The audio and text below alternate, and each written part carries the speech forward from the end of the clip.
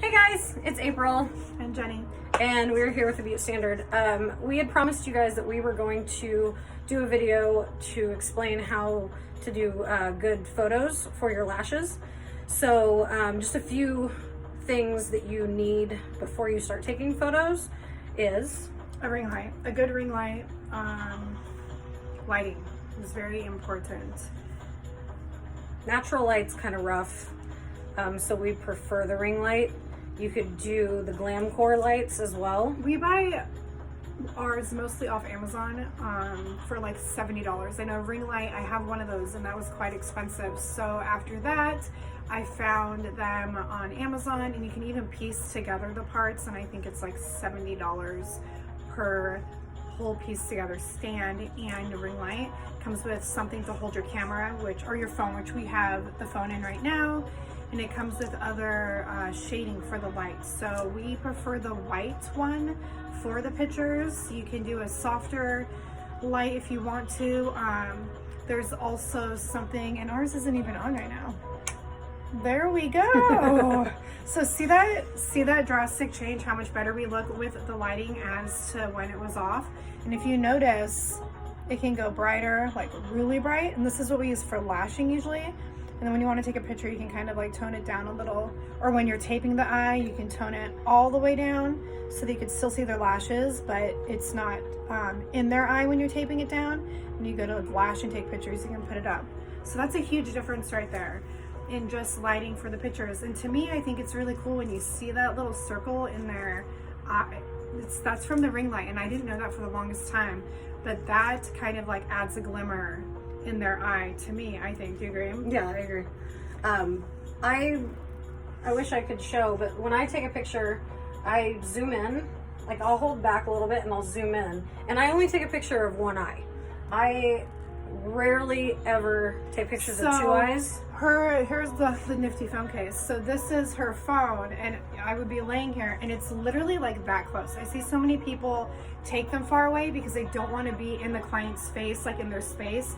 Then they zoom in on their phone, and that makes it fuzzy and grainy. So when you are taking their picture, like literally get like in their eyeball. Yeah, let them know that they probably signed a waiver that said that they don't mind if you take a photo, if you have a consent form, which you should. So get all up in their business and get the good photos. The clients that love their lashes are usually very willing to be models for you.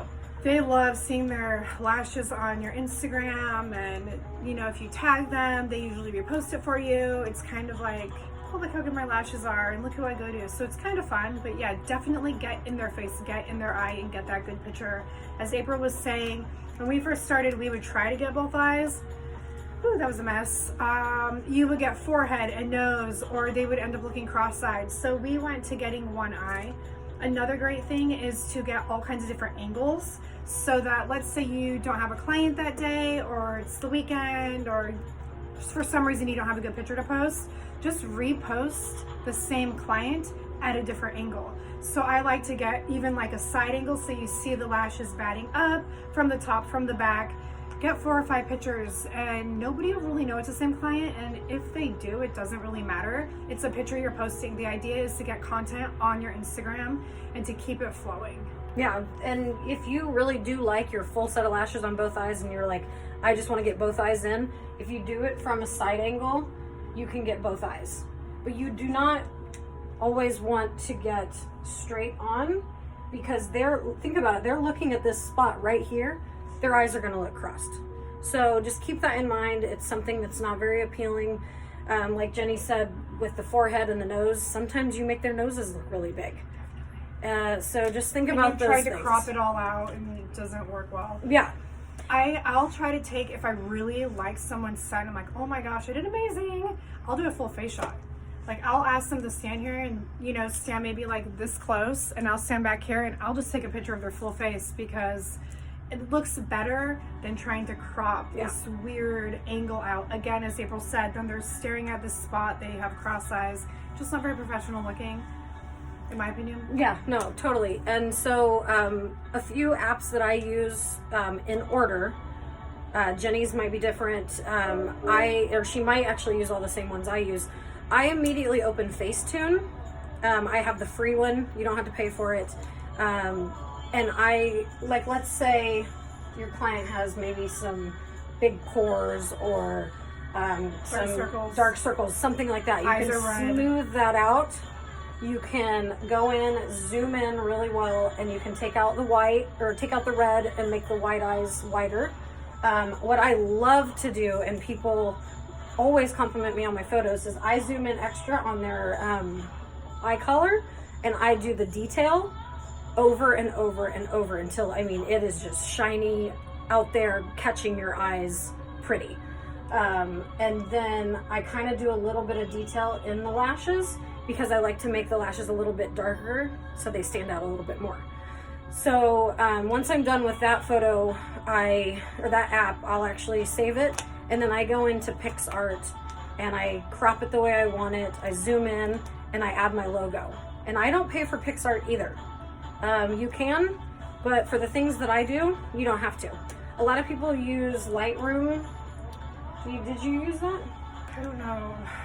There's been so many that we use. Lightroom's a good one too, though. Like, it helps with filters, and I'm sure there's a bunch of other stuff. I just don't. So if you're trying to keep a consistent filter on your Instagram, which for your personal, I see how people want to do maybe like a pinky theme or an orangey theme. For your business, I suggest just making it bright and clear, and not going with fancy filters or the ocean filter or whatever these influencers are trying to sell you. Stick to that on your personal.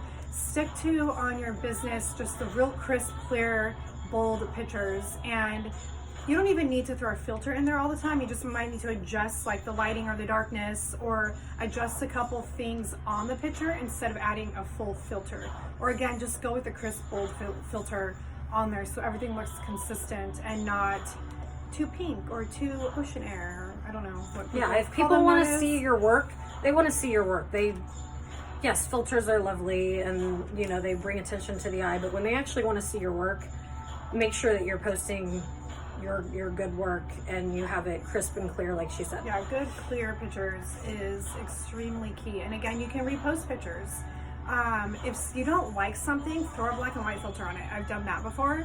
If I don't like a picture, or there's a blemish like with the eye, just something off about the picture, you can throw a black and white filter on there. It kind of adds some creativity to your Instagram, and you're still getting that content out there. It's still something on your page, because content every day for pictures, it is key to building a business and to getting clientele through Instagram. So keep reusing those pictures, keep taking good pictures. One thing that I like about PixArt, and I think other programs probably have it too, let's say that I already posted this one picture, but it was such a good shot. Well, I can take that same photo and I can duplicate it, and then I can actually flip it so the angle looks like I took a picture of the opposite eye. Good idea. Or is aiming the other way. So it doesn't look exactly like the same photo. It's just a kind of way to cheat a little bit without having to take a new photo. Yeah. Is there anything else? No. I usually take the tape off before I take a picture. You can take some of the tape on, again, to get a different perspective so you have more content to post. My pictures that I like already have the tape taken off. They're already nano misted. Let's see here. Yeah, just lighting. Lighting is super key. You guys, definitely invest in a ring light if you haven't already. If you're lashing, you probably have good lighting. It's really hard to lash without good lighting, so I'm sure you all have this. But make sure to use that when you're doing your pictures, and make sure to get very close and just be as clear as possible. One thing that we started doing recently is, instead of just putting your logo on the corner, I've been putting the logo in the eyeball. That way no one steals your work. That's very key. There's a lot of people out there that just want to steal other people's work because they're too lazy to take their own, or their work's not as good yet, or they don't know how to create this content like we're teaching you. I would suggest making your logo a transparency, and then that way when you upload it, you can upload it onto your photo, and you can kind of put it right there in the eyeball, or put it like right below the eye line. That way no one can take your work and claim that it's theirs. Good advice. So if you guys have any questions on pictures, you can comment below. We'll get back to you. You can always DM us with any questions you have. We tried to go over the basics right now. We will probably in the next couple days, I'll lay down, and April will actually show you and go through how we do it, how we get the pictures, so it'll be a little bit more hands-on. Right now we just didn't have that opportunity. So yeah, check back for that for sure. All right, bye guys. Have a good Bye. day.